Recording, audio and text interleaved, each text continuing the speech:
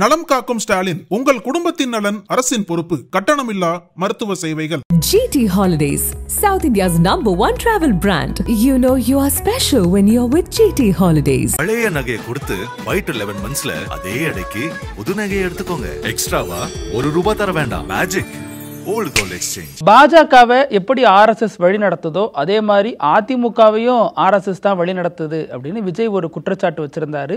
இது குறித்து பேசிய மத்திய இணையமைச்சர் எல் முருகன், அப்படி வழி நடத்தினா என்ன தவறு இருக்கு, ஆர்எஸ்எஸ் எப்பேற்பட்ட இயக்கம் தெரியுமா அப்படின்னு விஜய ஆப்போசிட்டா பேசுற அப்படின்னு சொல்லிட்டு அதிமுகவுக்கு நெருக்கடியை கொடுத்துட்டாரு. அதிமுக என்ன சொல்ல போகுது, இதற்கு எடப்பாடி பழனிசாமி பதில் சொல்லணும் அப்படின்னு மிகப்பெரிய கோரிக்கை எழுந்த நிலையில் அதிமுகவினுடைய முக்கிய முகமாக இருக்கக்கூடிய ஒரு நபர் இதற்கு எதிர்வினை ஆற்றியிருக்காரு. அது என்ன, அதனுடைய பின்னணி குறித்து பார்ப்போம். அதே மாதிரி ராகுல் காந்தியினுடைய வாக்காளர் உரிமை பேரணி பீகாரில் நடந்துட்டு இருக்கு. அதில் தமிழக முதல்வர் பங்கேற்றாரு. அதில் பேசும்பொழுது பீகாரிலேயே பெரிய அளவில் ஒரு வரவேற்பு இருந்ததை வீடியோவில் பார்க்க முடிந்தது. அதற்கு என்ன காரணம், ஏன் இவர் அங்கே போகணும்? இப்போ வாக்காளர் பேரணி இறுதி நாளும் கிடையாது, அங்கே இந்தியா கூட்டணியோட கூட்டமும் அங்கே எதுவும் நடத்தப்படலை. அப்படிப்பட்ட நேரத்தில் எதற்காக முதல்வர் தனது அத்தனை பயண திட்டங்களையும் ஒத்தி வச்சுட்டு அல்லது இதுக்கு முக்கியத்துவம் கொடுத்து ஏன் போகணும் அப்படிங்கிற ஒரு கேள்வி எழுந்திருக்கு. அதற்கு பின்னணியில் ஒரு சர்ப்ரைஸான அரசியல் கணக்கும் சொல்லப்படுது. அது குறித்து பேசுவோம். அதே மாதிரி பிரேமலதா OPS தங்களது அரசியல் நிலைப்பாட்டை மாற்றியிருக்காங்களா அப்படிங்கிற ஒரு கேள்வியும் எழுந்திருக்கு. அதற்கு அவங்க கொடுத்த பேட்டியும் காரணமாக அமைஞ்சிருக்கு. விரிவாக பேசிடுவோம். Welcome to sensation.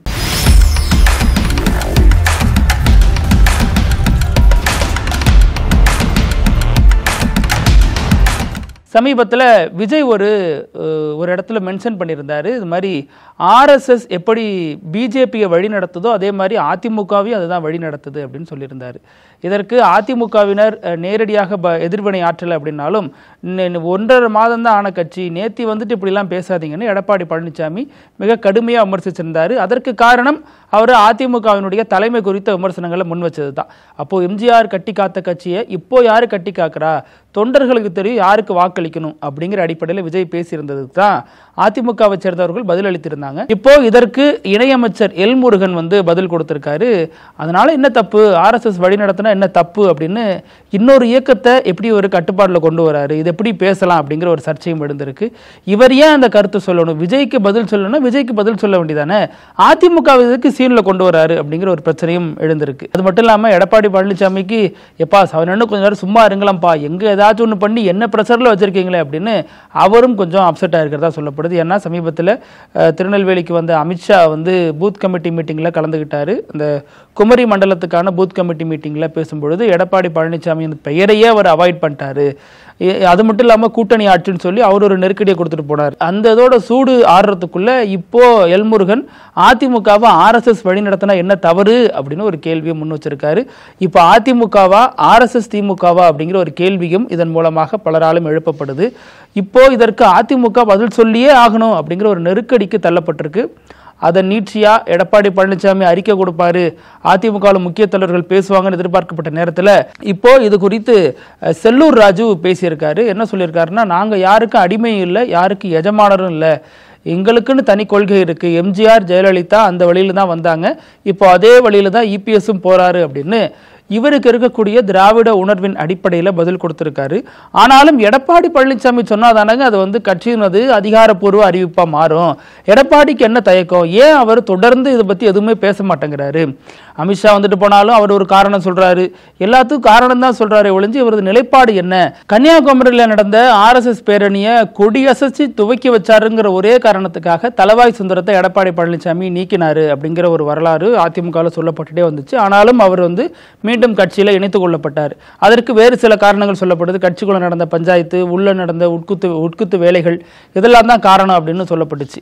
ஆனா அதற்கு அப்புறம் SP வேலுமணி RSSனுடைய தலைவர் மோகன் பகவத் கோவைக்கு வந்திருந்தப்ப ஒரு மடாதிபதி ஃபங்க்ஷன்ல கலந்துகிட்டப்ப இவருக்கு அழைப்பு விடுக்கப்பட்டிருந்துச்சு. RSSனுடைய 100ஆண்டு விழாவை கொண்டாடும் வகையில் இவரும் இதில் பங்கேற்றாரு. அதுவும் சர்ச்சைக்குரிய ஒன்றா மாறினுச்சு. இப்போ எடப்பாடி பழனிசாமி SP வேலுமணி நீக்கிடுவாரா அப்படிங்கிற பேச்சும் எழுந்துச்சு. ஆனால் SP வேலுமணி மீது எந்த நடவடிக்கையும் எடுக்கப்படலை. எஸ்பி வேலுமணி அது கிளவராக அவர் பதில் கொடுத்தாரு. இது மாதிரி ஆதீனம் கூப்பிட்டது பேரில் தாங்க நான் போனேன், எனக்கு அதுக்கும் சம்மந்தம் இல்லை அப்படிங்கிற மாதிரி கடந்து போயிட்டாரு. ஆனால் மோகன் பகவத்துக்கு இவங்க கொடுத்த பரிசு, இவர் தம்பி பிஜேபியில் இணைந்து செயல்படுறது, மோடியின் செங்கோல்னு ஒரு திட்டத்தை வச்சு அது தமிழகம் எல்லாம் பரப்புறதுல முக்கியமான வேலைகளில் அவர் தம்பியும் ஈடுபடுறாரு அப்படின்னு நிறைய சர்ச்சைகள் வந்தாலும் அதில் எடப்பாடி பழனிசாமி எந்த விதமான ஒரு சீண்டலையும் மேற்கொள்ளலை, எதையுமே கண்டுகல. அவர் அதற்கான என்ன சொல்லப்படுச்சுன்னா எஸ்பி வேலுமணி தான் ட்ரம்ப் கார்டு பிஜேபிக்கு, இவரை வச்சு எப்படி வேணாலும் ப்ளே பண்ண போறாங்க அப்படிங்கிற மாதிரிலாம் விஷயம் பேசப்பட்டுச்சு. எடப்பாடி பழனிசாமியும் அதுக்கு ஏற்ற மாதிரி எந்த விதமான ஒரு ரியாக்டையும் பண்ணலை. ஸோ இந்த ரெண்டு விஷயங்கள் எப்படி இருந்துச்சுன்னா, அடுத்து எடப்பாடியே களத்தில் இறங்கினாரு. அவரது பிரச்சார பயணத்தில் தேவையில்லாத ஒரு சர்ச்சையில் சிக்கிக்கிட்டார். என்னன்னா, கோவில் நிதியை பள்ளிக்கூடம் கட்ட பயன்படுத்தலாமா, திமுகவுக்கு கோவிலை கண்டாலே கண்ணை உறுத்தும் அப்படிங்கிற மாதிரி நிறைய ஸ்டேட்மெண்ட் சொல்லி மிகப்பெரிய சர்ச்சையில் சிக்கினதுக்கப்புறம் மீண்டும் அவரே தன்னை திருத்திக்கிட்டாரு. அதை என்ன சொன்னார்னா, அது நான் சொன்னது தவறாக புரிந்து கொள்ளப்பட்டுச்சுங்கிற வகையில் அதை பேசிட்டு போயிட்டார். அப்புறம் அதிமுக சேர்ந்த முன்னாள் அமைச்சர்கள்லாம் ஒரு மாநாடு, இந்து முன்னணி நடத்தின முருக பக்தர்கள் மாநாட்டுக்கு போயிருந்தாங்க. அங்கே அண்ணா பெரியார் போன்றவர்கள் விமர்சிக்கப்பட்டாங்க. அதை பார்த்துட்டு பார்க்காத மாதிரி கடந்து வந்துட்டாங்களே அப்படிங்கிற மாதிரி கடுமையான சர்ச்சைகள், விமர்சனங்கள் எழுந்த பிறகு அதில் போனவங்கெல்லாம் விளக்கம் கொடுத்தாங்க.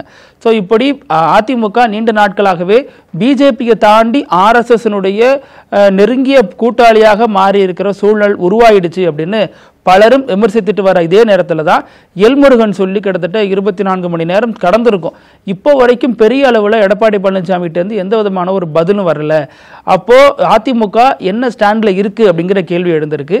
இதற்கு திருமாவளவன் என்ன சொல்றாரு, விசிக தலைவர்னா, பெரியார் வழிவந்த அதிமுகவை வீர சாவர்கர் வழிவந்த ஆர்எஸ்எஸ் எப்படி வழி நடத்தலாம், இது சொல்றதே ரொம்ப ஒரு கவலைக்குரிய ஒன்றா இருக்கு அப்படிங்கிற வகையில் அவர் தனது கருத்தையும் கண்டனங்களையும் பதிவிட்டிருந்தார். இது அதிமுகவை மெல்ல மெல்ல பிஜேபி உள்வாங்குது அப்படிங்கிறது தான் இந்த ஸ்டேட்மெண்ட் சொல்லுது, அவங்களுடைய எதிர்கால திட்டத்தை தான் அது சொல்லுதுங்கிற வகையில் அதுவும் ஒரு பேசு பொருளாகவும் சர்ச்சைக்குரிய ஒன்றாகவும் மாறினுச்சு.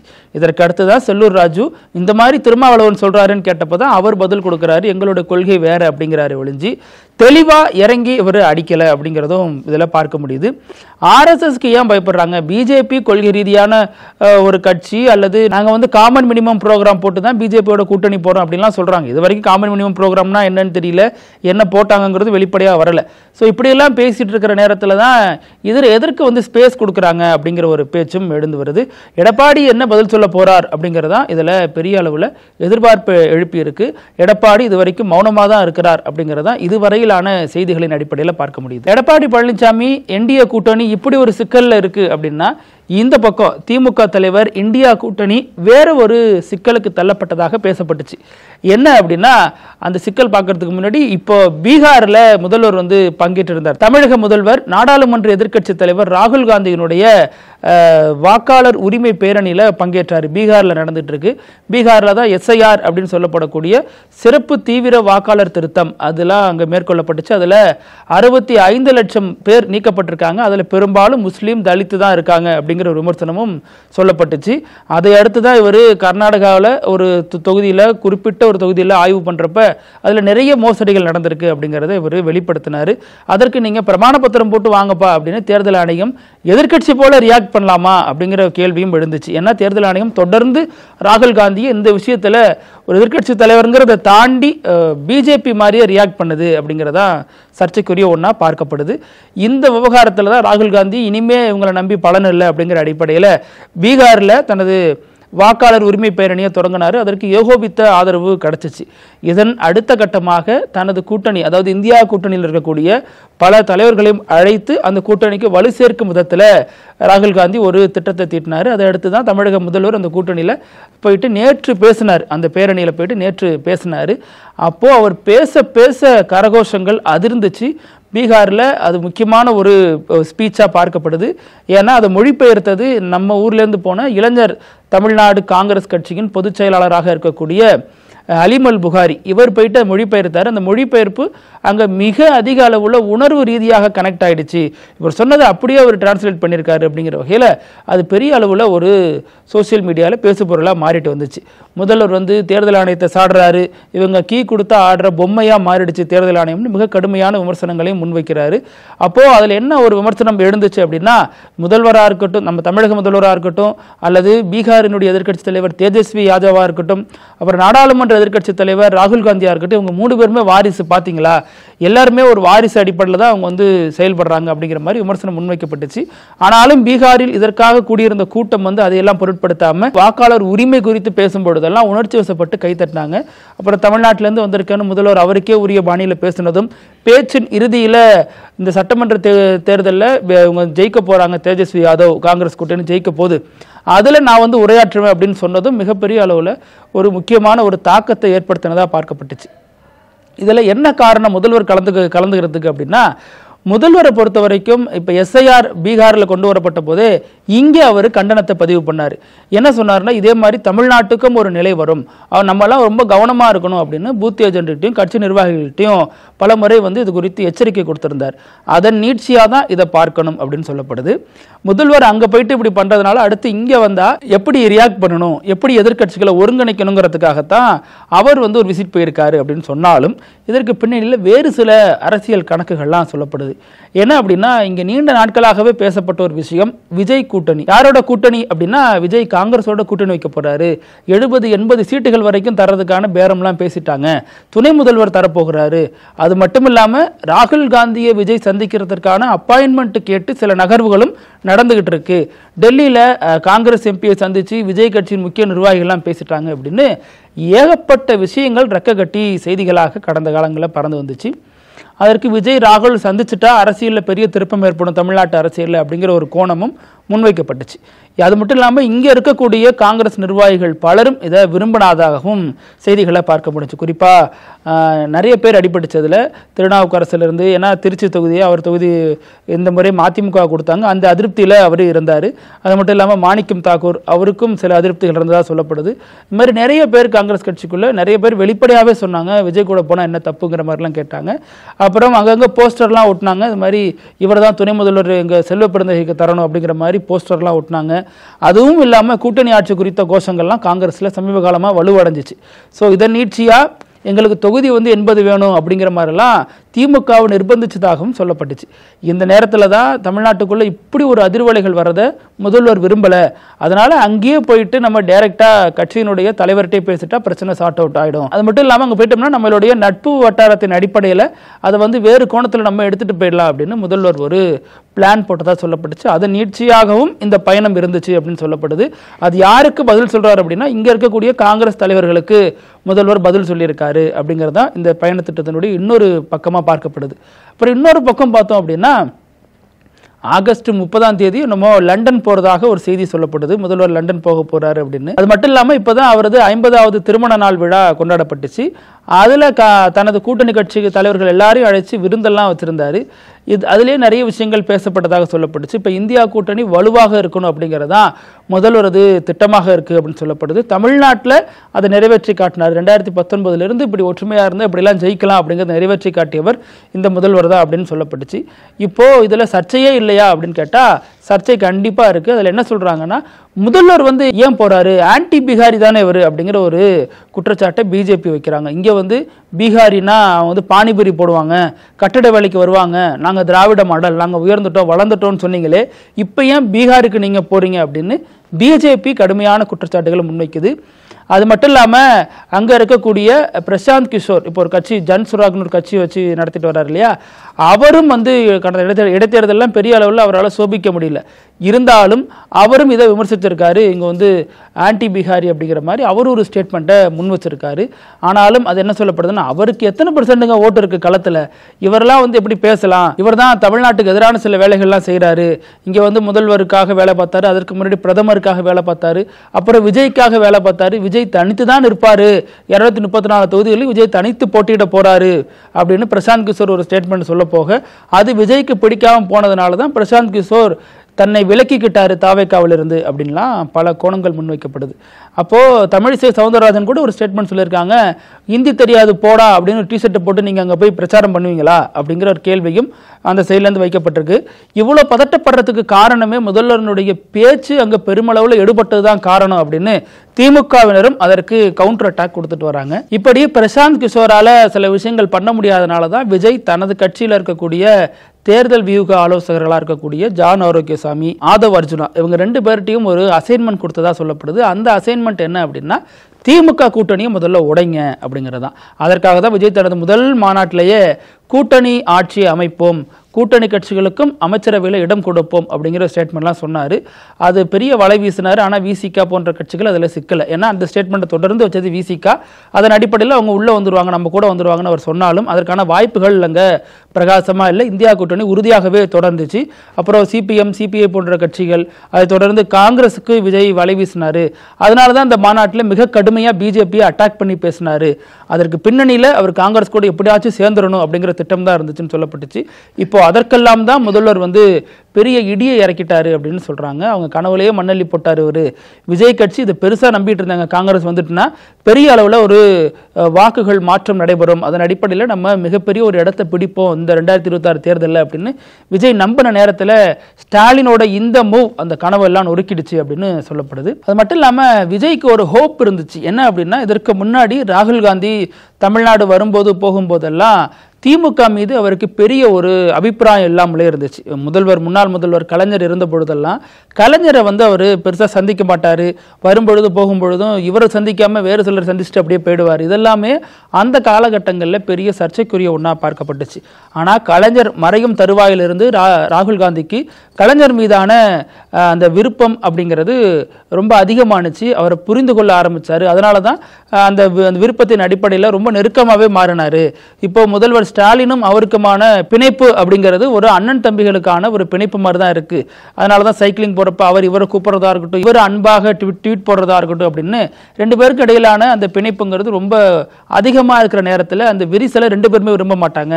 அதனால தான் விஜய்க்கு ராகுல் காந்தி அப்பாயின்மெண்ட் தரல அப்படிங்கிற ஒரு ஸ்டேட்மெண்ட்டும் சொல்லப்படுது. இதுல என்ன அப்படின்னா, இப்போ ஸ்டாலின் போனது ஒரே கல்லில் பல மாங்காய் அடிச்சிருக்காரு பீகார்ல அப்படின்னு சொல்லப்படுது. இந்தியா கூட்டணியோட வலுவா இருக்கிறோம் அப்படின்னு ஒரு ஸ்டேட்மெண்ட். இன்னொரு ஸ்டேட்மெண்ட் என்ன சொல்றாரு அந்த கூட்டணி மூலமாக அப்படின்னா, தேர்தல் ஆணையத்துக்கு எதிராக ஒரு முழக்கம், எங்க ஏரியாவில் அந்த மாதிரி வச்சுக்காதீங்க அப்படிங்கிற ஒரு முழக்கத்தை முன்வைக்கிறாரு. அப்புறம் அதே மாதிரி இங்க இருக்கக்கூடிய லோக்கல் பாலிடிக்ஸ்க்கு ஒரு செக் பாயிண்ட் வைக்கிறாரு. விஜய் காங்கிரஸ் நோக்கி நகர்றதை தடுத்து நிறுத்துறாரு. இப்படின்னு ஒரே கல்லில் பல மாங்காவை அடிச்சுட்டு வந்துட்டாரு. தனக்கான செல்வாக்க வட மாநிலங்களில் உயர்த்திக்கிட்டாரு.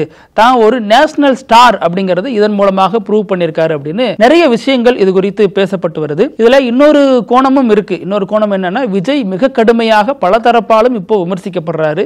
திமுகவா இருக்கட்டும், அதிமுகவும் இப்போ விமர்சனத்தில் இறங்கியிருக்கு. பாஜக விமர்சிச்சுட்டு இருக்காங்க. நாம் தமிழர் கட்சி கடுமையான விமர்சனங்களை முன்வைக்குது களத்தில். சீமான் சொல்றாரு, இப்ப திருச்சியில மாநாடு நடத்த போறேன், அங்க வந்து பாரு ஒரு தலைவர் எப்படி வந்து பேசுவான் அப்படிங்கிறது நீ அங்க வந்து பாரு அப்படிங்கிற மாதிரி விஜயை கடுமையா விமர்சிக்கிறார். அது மட்டும் இல்லாம அனில் ஏன் அங்கிள் அங்கிள்னு சொல்லுது, ஜங்கிள் ஜங்கிள் தான் சொல்லணும் அப்படின்னு மிக மோசமான விமர்சனத்தை எல்லாம் முன்வைக்க தொடங்கிட்டாரு. இது திமுகவுக்கு ஆதரவாக சீமான் இருக்காரோ அப்படிங்கிற சந்தேகத்தையும் கிளப்புது. ஏன்னா சமீபத்தில் முதல்வர் சீமான் சந்திப்பு நடந்ததுக்கு அப்புறம் சந்திப்பை முடிச்சுட்டு வெளியே வந்த சீமான் அப்போல இருந்து இப்போ வரைக்கும் மிக கடுமையாக தாக்குறது திமுகவல்ல, மிக கடுமையாக நாம் தமிழர் சார்பாகவும் தாக்கப்படுறது யாருன்னா விஜய், அவர் சார்ந்த கட்சியினர் தான். இது வந்து சீமானுக்கு கொடுக்கப்பட்ட டாஸ்க் அசைன்மெண்ட்னு அப்பவே சொல்லப்பட்டுச்சு. அதை ப்ரூவ் பண்ற வகையில தான் சீமான் நடந்து கொள்றாரா அப்படிங்கிற ஒரு சந்தேகமும் இப்போ எழுப்பப்படுது. அப்புறம் இன்னொரு பக்கம் பார்த்தோம் அப்படின்னா, கூட்டணிகளுக்குள்ள நடக்கிற பிரச்சனைகள் ஒரு பக்கம். இப்போ தனித்து இருக்கிற கட்சிகள் இருக்காங்க இல்லையா, தேமுதிக போன்ற கட்சிகள், இப்போ இவங்க வந்து விஜய் நோக்கி நகர்றாங்க அப்படிங்கிற ஒரு பார்வையும் இங்க வலுவா எழுந்திருக்கு. என்ன அப்படின்னா, கூட்டணி ஆட்சி தான் அமையணும் அப்படிங்கிற தனது விருப்பத்தை பிரேமலதா விஜயகாந்த் இப்போ வெளிப்படுத்தியிருக்காங்க. அந்த விருப்பத்திற்கு பின்னாடி என்ன சொல்லப்படுது அப்படின்னா, கூட்டணி ஆட்சி குறித்து திமுக அதிமுகவுக்கு ஒரே நிலைப்பாடு தான் இருக்கு, கண்டிப்பாக அது இப்போ சாத்தியப்படாது அப்படின்னு தான் 2 கட்சிகளும் சொல்லிட்டு வராங்க. ஆனா கூட்டணி ஆட்சிக்கு தொடர்ந்து அழைப்பு விடுறது யாருன்னா விஜய் மட்டும்தான் அழைப்பு விடுறாரு. அவர் மாநாட்டில் விஜயகாந்த தனது அண்ணன்னு சொன்னாரு. அப்புறம் விஜயகாந்தனுடைய தேர்தல் வரலாறு குறித்தெல்லாம் பேசினார். ஆனா அந்த விஜய இப்போ தேமுதிக இணைத்துக் கொள்ள விரும்புது, கூட்டணி ஆட்சி அப்படிங்கிற ஒரு மைய புள்ளியில அவரோட இணையறதுக்கு தேமுதிக காய் நகர்த்துது அப்படின்னு சொல்லப்படுது. இன்னொரு பக்கம் தேமுதிக அப்படிலாம் ஒன்றும் காய் நகர்த்தலைங்க, விஜயை வச்சு பேரம் பேசுறாங்க. அதிமுக திமுகவுக்கு ஒரு டஃப் கொடுக்குறாங்க, நீங்க இல்லைன்னா நான் விஜய் கூட போயிடுவேன், அங்க எனக்கு கூட்டணியில ஆட்சி பங்கு இதெல்லாம் உண்டு, அது மட்டும் இல்லாம நான் வந்து இதன் மூலமாக கட்சியை வளர்த்துப்பேன் அப்படிங்கிற ஒரு ஸ்டேட்மெண்ட்டை அவங்க சொல்றதாகவும் பொருள் கொள்ளப்படுது. இப்படி பிரேமலதா விஜயகாந்தனுடைய இந்த அணுகுமுறை இப்படி இருக்கு அப்படின்னா, இன்னொரு பக்கம் ஓபிஎஸ் ஊனாரு, திடீர்னு பரபரப்பானாரு, ஸ்டாலினை 3 முறை பார்த்தாரு, பிஜேபிக்கு எதிராக ஸ்டேட்மெண்ட் கொடுத்தாரு, இப்போ அப்படியே அமைதியாயிட்டாரு. என்ன அப்படின்னா, ஓபிஎஸ் திடீர்னு இபிஎஸ்க்கு எதிராக பேசுறதை அப்படியே குறைச்சிக்கிட்டாரு. பார்த்தோம் அப்படின்னா சமீபத்தில் ஒரு திருமண விழா, அவர் சார்ந்த உறவினர் ஒரு வீட்டில் நடந்த திருமண விழாவில் ஓபிஎஸ் பங்கேற்று விட்டு பேசும்பொழுது எடப்பாடி மீதான தனது காரசாரமான விவாதங்களை, காரசாரமான பேச்சை அப்படியே குறைச்சிக்கிட்டாரு. அதற்கு பின்னணியிலையும் காரணங்கள் சொல்லப்படுது. ஏன்னா என்ன இருந்தாலும் இவர் வந்து மீண்டும் பிஜேபி கூட்டணியில் தான் போய் சேர போறாரு. அங்கேருந்து 2 தலைவர்கள் வருவாங்க, வந்த உடனே போய் சேர போறாரு. அது மட்டும் இல்லாமல் இவர்களுக்கு, அதாவது ஓபிஎஸ், டிடிவி இந்த மாதிரி தலைவர்களுக்கெல்லாம் பெரிய நம்பிக்கையாக பாஜகவில் இருந்தது முன்னாள் மாநில தலைவர் தான். அவரே இப்போ எடப்பாடிக்காக உழைங்க, எடப்பாடி ஆட்சியை கொண்டு வருவோம், எடப்பாடி அரியணையில் ஏற்றுவோம் அப்படின்னு சொல்லிட்டாரு. அதனால இவருக்கு இருந்த கடைசி நம்பிக்கையும் போயிடுச்சு. இனிமே வேற வழி இல்லை, சரணாகதி தான் அப்படிங்கிற நிலையை நோக்கி நகர்த்தப்பட்டுட்டார் ஓபிஎஸ் அப்படிங்கிற கருத்தும் சொல்லப்படுது. அதனால தான் இப்போ வந்து எடப்பாடியை மிக கடுமையாக விமர்சிக்கல. கடந்த காலங்களில் இருந்த பரபரப்பு இப்போ இல்லாம அப்படியே மீண்டும் சோர்ந்து போயிட்டாரு ஓபிஎஸ். அதற்கு பின்னணியில் இதெல்லாம் காரணமாக சொல்லப்படுது. அது மட்டும் இல்லாமல் அவர் சொன்ன ஸ்டேட்மெண்ட் என்ன அப்படின்னா, பிளவுபட்ட அதிமுக சக்திகள் எல்லாம் ஒன்று கூடணும், ஓரணியில் இருந்தால் தான் தேர்தலை வெற்றி பெற முடியும் அப்படின்னு சொல்றாரு. அப்புறம் எடப்பாடி பழனிசாமியை பற்றி கேட்கும் பொழுதெல்லாம் நழுவுற மாதிரியே பதில் சொல்றாரு. இதன் மூலமாக ஓபிஎஸும் மீண்டும் தனது பழைய நிலையை நோக்கி நகர்கிறாரா அப்படிங்கிற கேள்வியும் எழுந்திருக்கு. அப்புறம் நிகழ்ச்சியினுடைய இறுதி பகுதி இப்படி எல்லாமா நடக்கும் அப்படிங்கிற செக்மெண்ட். அதில் என்ன இப்போ பார்க்க போறோம் அப்படின்னா, ஒரு திருமணம் அப்படிங்கிறது எவ்வளோ மகிழ்ச்சியாக கோலாகலமாக நடக்கும். ஆனால் அந்த திருமணத்தில் 3 முடிச்சு போடுறது தான் முக்கியமான ஒரு ஈவெண்ட்டாக இருக்கும் இல்லையா. ஆனால் நாம் பார்க்க போகிற இந்த நிகழ்ச்சியில் 3 முடிச்சு இல்லை, 3 அடி தான் இங்கே மேட்டராக இருக்குது. என்ன அப்படின்னா, ஆந்திரா கடப்பாவில் பிச்சுப்பள்ளை அப்படின்னு ஒரு கிராமம் இருக்குது. அந்த பகுதியில் இருக்கக்கூடிய மக்கள் எல்லாருமே எதை வந்து பிரதானமாக வச்சுருக்காங்க அப்படின்னா, அவங்க வந்து கங்கை அம்மன் கோவிலில் வழிபாடு நடத்துகிறவங்க. கங்கை அம்மனை அவங்களது அந்த சமூகத்தை சேர்ந்த மக்கள்லாம் பெரிய கடவுளாக வழிபட்டுட்டு வராங்க. அப்போது ஒரு நாள், அதாவது இது வந்து நடந்தது பல நூற்றாண்டுகளுக்கு முன்னர்னு சொல்லப்படுது, அந்த வழியாக அதை தொடர்றாங்க. அந்த கடவுள் என்ன சொல்லியிருக்குன்னா, உங்கள் குலத்தில் திருமணம் பண்ணிக்கிற ஆண்கள் யாராக இருந்தாலும் 3 முறை சவுக்கால அடி வாங்கணும், அதுக்கப்புறம் தான் கல்யாணம் பண்ணிக்கணும் அப்படின்னு சொல்லியிருக்காங்க. அதனால் மனக்கோலத்தில் இருந்தபடியே ஒவ்வொரு மணமக்களும், அதாவது ஆண்கள் மட்டும் இதில் 3 முறை சாட்டையால் அடி வாங்கிக்கிறாங்க. அதற்கு அப்புறம் தான் அவங்களுக்கு திருமணம் நடக்குது. 3 முடிச்சு போடுறதுக்கு முன்னாடியே 3 அடியா அப்படிங்கிறது தான். 3 முடிச்சு போட்டதுக்கப்புறம் 3 அடி வாங்குறதுல தம்பி 300 அடி வாங்கணும் அப்படிங்கிறத சிம்பாலிக்காக சொல்கிறாங்களா அப்படிங்கிறதும் இதில் பேசப்படுது. பலராலும் இதை வந்து ட்விட்டரில் ட்ரோல் பண்ணப்படுது. இப்படி இல்லாமல் பண்ணுவீங்க, 3 அடிக்கு பயந்து கல்யாணம் ஆகாமல் போனவன் எத்தனை பேரோ அப்படின்னு சொல்கிறாங்க. 3 அடி என்னப்பா, 3000 அடி வாங்குறதுக்கு தயாராக இருக்கிறவன் தான்ப்பா எல்லாம் உள்ளே வர முடியும் அப்படிங்கிற விமர்சனம் சொல்லப்பட்டு வருது. இதே மாதிரி நாளைக்கும் பல செய்திகளோடு சந்திக்கலாம். நன்றி. நக்கீரன் டிவிக்கு சப்ஸ்கிரைப் செய்யுங்கள். உங்கள் ஆதரவே எங்கள் பலம். ஆசிரியர்களுக்கு நண்பனாகவும் மாணவர்களுக்கு ஆசானாகவும் திகழும் தேர்வு வழிகாட்டி.